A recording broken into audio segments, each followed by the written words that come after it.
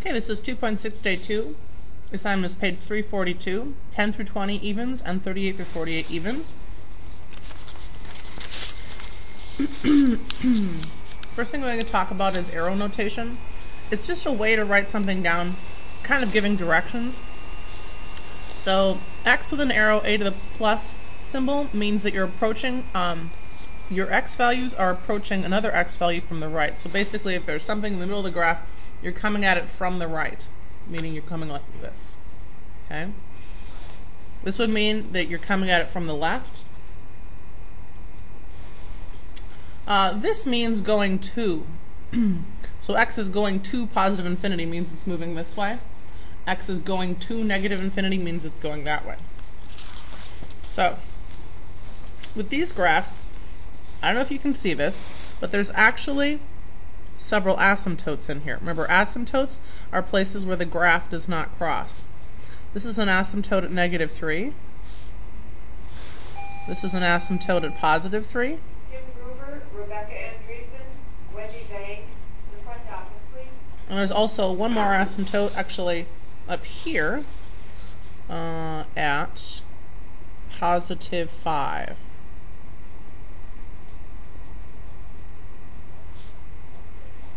Okay, so once you know that, it's easier to answer these questions. So, as x approaches -3 from the left, okay, well, the left side of my graph is over here, here's -3. So as x approaches -3, here's -3, coming from the left, what does the y value do? Well, the y value starts to get larger and larger and larger. So f of x, otherwise known as y,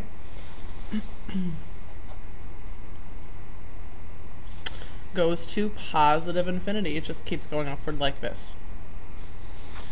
As x approaches -3 from the right, here's my -3 value, and here's the section on the right of that. As I approach it from the right, you can see that I'm going down to positive infinity. I'm coming from the right. I'm trying to get to -3, but I'd never quite get there. I'd keep going down to negative infinity on the y value.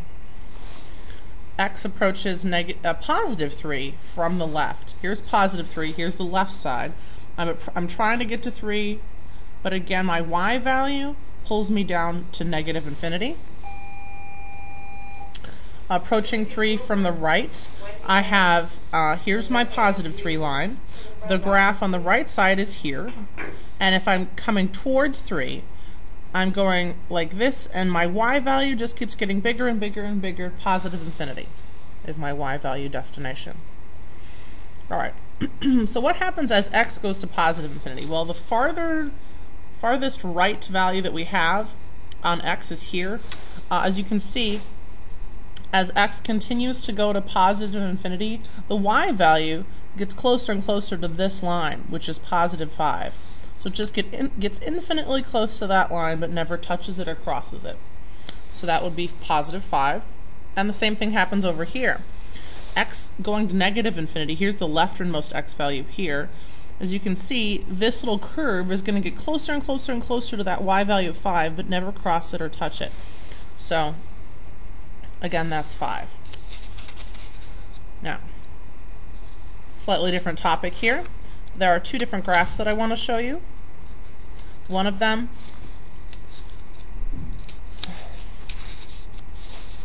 can't turn the page. Turn the page. Right. One of them is y equals 1/x, and it has two asymptotes, basically right down the middle on the y-axis and right down the middle on the x-axis. Okay, so this little curve exists only in the first kind of quadrant for this graph, and this one only in the third. So there's nothing here or here. This graph also has an asymptote for the y-axis and the x-axis. However, it has curves in the first and second quadrants. This is a typo.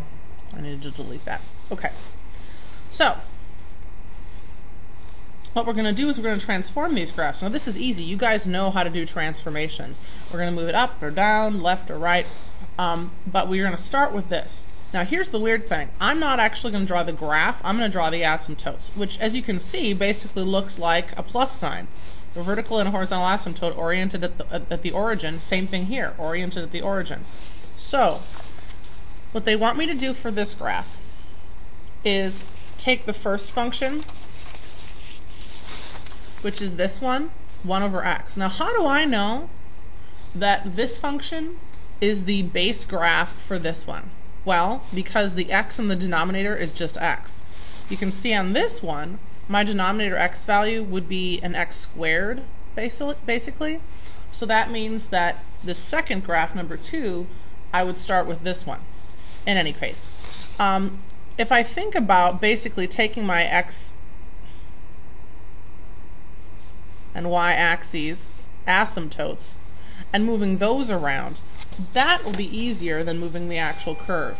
So what are we doing here? Well, basically, I'm going to look for the what the x value is doing.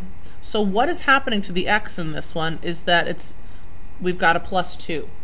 Okay, just like with a parabola or an absolute value or a line, when we take just the x value and do something to it, it's moving the whole graph either left or right.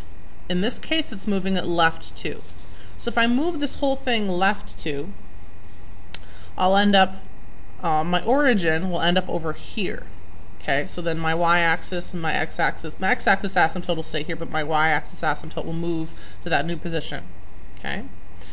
Now, the whole thing, the whole main term, I've got a -1. Okay. If there's anything that's added or subtracted next to the main term, that's a change in your vertical. In this case, it's down 1. So if I take this and I move it down 1, I now have 2 new asymptotes. One is here, and one is here. Okay, so now I'm going to go back to my basic graph. Which graph was it? Well, it was this one. Okay, remember how we have a curve up here and then a curve down here. So my final 2 asymptotes, again, are here and here. So I'm just going to draw a curve like this, and then down here in the lower left quadrant, like so.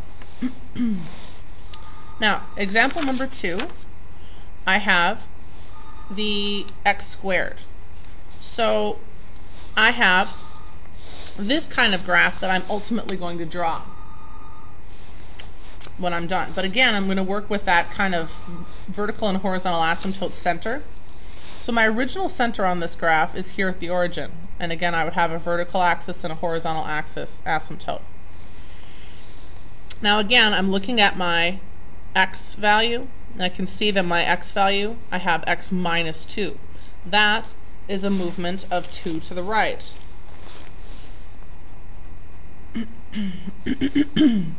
So if I move it 2 to the right, I'm going to go 1, 2, and this is my new center. This one, you can see this is my main term. I have, next to the main term, I have +3. So that is your vertical shift of up 3. So I take this one, I move it up 3. Okay, so now remember, this is the center of those asymptotes, a vertical and a horizontal. So we moved it here and then I moved it up here. So now I'm going to redraw